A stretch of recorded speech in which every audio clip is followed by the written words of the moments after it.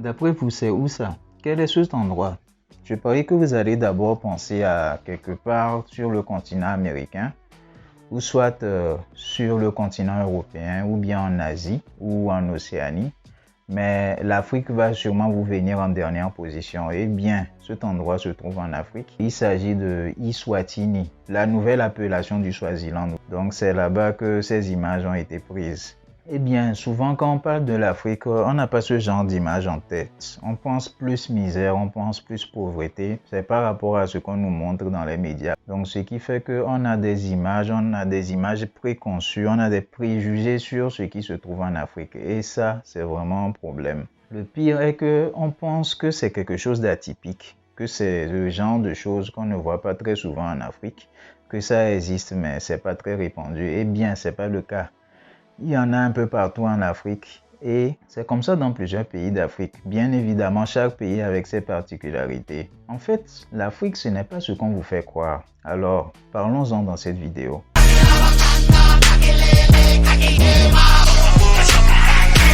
Salut et bienvenue sur Pure. Ici on parle de manga et de jeux vidéo tout en partant à la découverte des cultures africaines. Je traite également de sujets relatifs au monde des artistes, en particulier les problèmes psychologiques qu'on a qui nous empêchent d'avancer et comment arriver à les résoudre. Donc si ce genre de thématique te plaît, je t'invite à mettre un pouce bleu, à t'abonner et à partager la vidéo autour de toi. Ma BD style manga appelée Ginaru le roi des Guinées est disponible. Je vous invite à trouver le lien dans la description, vous pouvez y accéder gratuitement. Eh bien, ce que je disais tantôt, c'est que souvent quand on dit Afrique, quand tu dis Afrique, tu as en même temps des idées préconçues. Dans ta tête, il y a des images qui apparaissent, des images de misère, des images d'enfants qui souffrent. Il y a la guerre, les conflits, les massacres, des génocides, ce genre de trucs. En fait, quand on dit Afrique, c'est ce à quoi on pense. Or, en réalité, c'est pas toujours le cas. Il y a ce genre de trucs qui existent. Ça, c'est vrai, je n'en disconviens pas.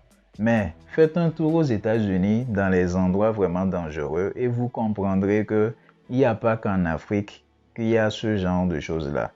Un peu partout dans le monde, c'est le cas. Aux États-Unis, par exemple, il y a un endroit à Chicago qui a été rebaptisé Chirac. Parce qu'il y avait beaucoup plus de morts là-bas quotidiennement comparé au nombre de morts qui se trouvaient en Irak lorsque les États-Unis avaient envahi l'Irak. Il y a plus de 50 millions de personnes pauvres aux États-Unis. Il y a des millions de sans-abri. Il y a des gens qui ont du mal à se soigner parce que le système de santé là-bas n'est pas si terrible que ça. Et puis là, je ne donne l'exemple que des États-Unis. Si on cherche en France ou un peu partout en Europe et même en Asie, on trouvera ça. Donc la misère, elle est partout. Ce n'est pas uniquement localisé en Afrique comme on a l'habitude de le penser. En réalité, le problème se trouve dans le fait qu'on ne contrôle pas notre image. Le fait qu'on ne contrôle pas notre image fait que il y a plein de trucs négatifs qui sont montrés. Or, il y a beaucoup de choses positives tout autour. Moi, par exemple, qui ai grandi en Afrique, il y a des choses que je n'ai jamais vues, à part à la télé, bien évidemment. Ça m'a conditionné à penser d'une certaine façon, à penser qu'en Afrique, il n'y a que de la misère, qu'on ne peut pas évoluer dans ces conditions. Et même à l'école, tout ce qu'on nous apprenait est plus relatif à ce qui se trouve à l'extérieur de l'Afrique, où on nous montre les avancées, comment est-ce que les autres évoluent, les inventions, ce genre de choses-là. Et concernant l'Afrique, on est ignorant, on ne sait pas trop ce qui se passe. Et généralement, vu qu'on suit les mêmes médias que les Occidentaux, ça fait qu'on est matrixé par ce genre d'image. Donc en gros, on ne contrôle pas notre image. Et je ne vais pas rentrer dans les théories du complot pour dire que bon, qu'ils font tout ça pour montrer les aspects négatifs de l'Afrique, pour qu'on puisse venir voler nos ressources ou ce genre de choses. Bon, je ne vais pas rentrer dans ce genre de critiques-là.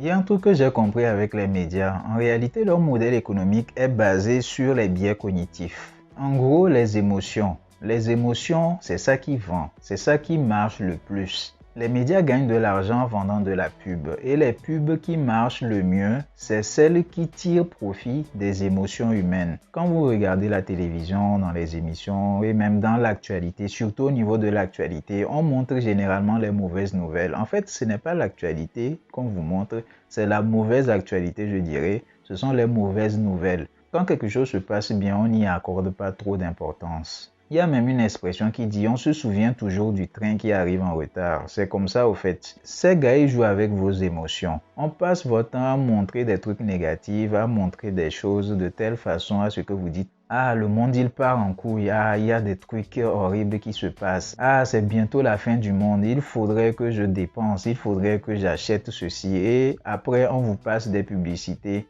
ce qui vous pousse à acheter. Ce n'est pas votre côté rationnel qui réagit, c'est votre côté inconscient. Ça fait que ça rentre plus facilement dans votre tête quand vous êtes soumis à des émotions négatives et qu'après on vous montre des produits. Ces produits sont perçus par votre cerveau comme étant une solution, comme étant quelque chose qui va vous réconforter, comme étant quelque chose qui va vous apaiser, ce qui fait que ça vous pousse à dépenser et ça fait que les entreprises qui passent leurs annonces, qui passent leurs publicités, gagnent beaucoup plus d'argent. Et ça, les médias, ils l'ont bien compris. C'est pour cela qu'ils privilégient les informations à sensation, les informations ou bien les images négatives, des trucs qui agissent sur nos émotions tout simplement. Il y a aussi les ONG, les organisations humanitaires qui tirent parti aussi de ce genre de choses. C'est pour cela que je ne suis pas trop fan de ce genre d'organisation-là. Parce que comment est-ce qu'ils font? Ils passent des publicités, des annonces. J'ai même vu dans le métro certaines affiches où il y avait des images d'enfants africains comme quoi il faut les aider, donc il faudrait qu'on puisse contribuer, qu'on puisse faire des dons, ce genre de choses-là. En fait, ça joue avec vos émotions, ça joue avec votre empathie. Ça vous fait dire qu'un tel, il a besoin d'aide, il faudrait que je fasse des dons pour que la personne soit sauvée, ou bien pour qu'on puisse s'occuper de l'enfant. Mais en réalité, vous ne savez pas ce qu'ils font avec l'argent. Vous ne savez pas en réalité ce qui se passe après. Et bien évidemment, comme ce genre de revenus ne sont pas taxés, ça les arrange encore plus. Donc ces organisations participent beaucoup à montrer des images négatives de l'Afrique. Or, il y a beaucoup de choses intéressantes qui se passent. Mais tout ça, moi, avec le temps, j'ai compris que c'est leur modèle économique, que c'est comme ça qu'ils gagnent de l'argent, c'est comme ça qu'ils vivent et c'est comme ça qu'ils font leur business, en gros.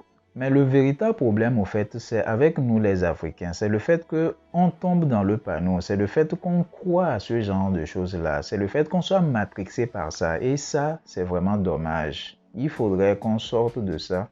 Il faudrait qu'on commence par nous intéresser à vraiment ce qui se passe dans l'Afrique. Comme par exemple le Eswatini dont je vous parlais. Il n'y a pas que ça, il y a des endroits vraiment magnifiques partout. Même dans mon pays d'origine, il y a des endroits que je ne connaissais pas et que je découvre en images. En tout cas, quand je vais retourner, il faudrait que j'aille les visiter. Et il n'y a pas que ça. Dans d'autres pays aussi, il y a plein de choses à découvrir. Et ce qui est cool, c'est qu'il y a certains pays qui ont compris que c'est très important l'image. Donc, ils accentuent leur communication par rapport à ça pour amener les gens à visiter ce genre de pays-là. Tous les Africains à travers le monde entier, les Afro-descendants, ils doivent s'intéresser à l'Afrique. Ils doivent s'intéresser à vraiment ce qui se passe, ne plus se laisser matrixer par ce qu'on nous montre de façon générale.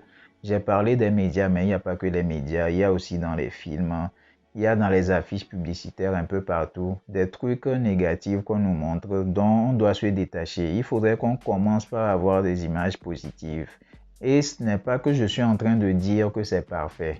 Il n'y a nulle part sur cette terre un endroit où c'est parfait.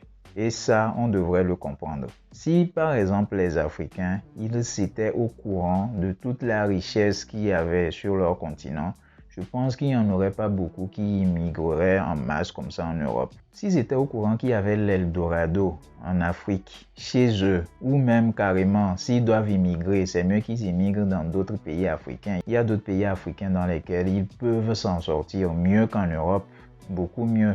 Mais ils ne sont pas au courant parce que les images qu'ils connaissent, tout ce qu'ils connaissent, c'est ce qu'ils voient dans les médias. C'est le fait qu'on montre un côté qui est soi-disant l'Eldorado et l'autre côté où il n'y a que souffrance, misère et ce genre de choses. Donc, il faudrait qu'on s'en détache. C'est pour cela que j'aime bien les initiatives de jeunes Africains ou Afro-descendants qui ont de l'influence sur les réseaux, qui montrent de belles images de l'Afrique, qui montrent les bons côtés de l'Afrique et qui amènent ainsi beaucoup plus de gens à s'intéresser à ce qui se passe. Parce que non seulement il y a de beaux environnements, il y a de belles infrastructures, mais en matière de culture, il y a beaucoup de diversité, beaucoup de richesse. Et c'est pas pour rien que moi j'ai décidé avec mon art de montrer ça aussi, de montrer le bon côté de ces choses, de montrer qu'il y a la joie de vivre, de montrer qu'il y a beaucoup de choses à bâtir, de montrer qu'il y a de l'espoir, de montrer qu'il y a beaucoup de choses intéressantes qui se passent. Parmi ces initiatives, il y a par exemple celle de Grandeur Noire qui veut faire un documentaire qui parle de l'Afrique qu'on ne nous montre pas. Il ne reste pas beaucoup d'argent à collecter, donc je vous invite à aussi participer, à apporter votre contribution à ce genre de projet. Il y a également d'autres influenceurs qui montrent des choses intéressantes, comme par exemple Wode Maya. Il a été dans beaucoup de pays d'Afrique et à chaque fois, il a montré les choses qu'on n'a pas l'habitude de nous montrer. Il a même été dans mon pays d'origine où il a montré des belles choses. Et c'est d'ailleurs l'une de ces vidéos que je vous montrais au début sur Eswatini. Franchement, il y a des choses à découvrir. Je vous invite à le suivre. Il y a aussi sur Instagram des comptes à absolument suivre si vous voulez avoir des images vraiment véridiques, des trucs très intéressants. Ainsi, pour vos prochains voyages en Afrique, vous saurez dans quel pays aller ou vous aurez une idée de ce que vous serez amené à découvrir.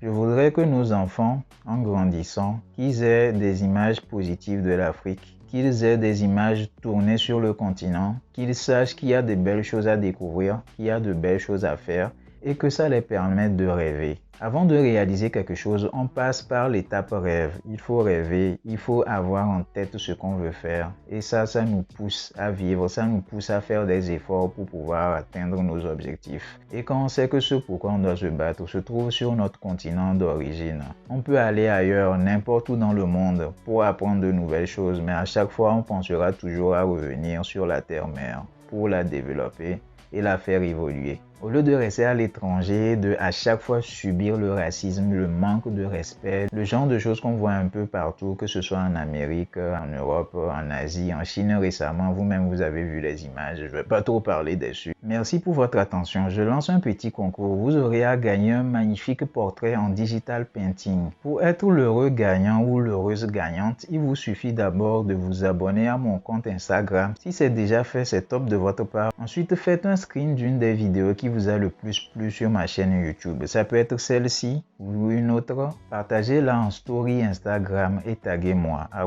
@pureworld. Ainsi, je pourrai facilement vous ajouter à la liste des participants. Le samedi prochain, je ferai un tirage au sort où il sera désigné le gagnant ou la gagnante. Donc, bonne chance à vous. Ciao, ciao.